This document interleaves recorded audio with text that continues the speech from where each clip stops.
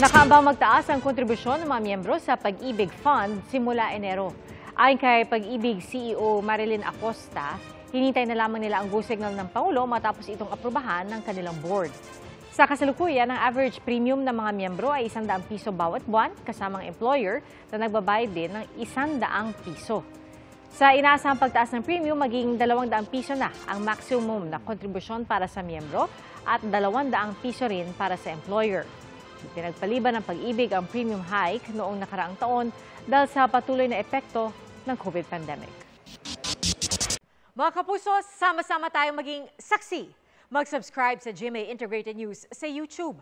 Para sa mga kapuso abroad, samahan niyo kami sa GMA Pinoy TV at sa www.gmanews.tv.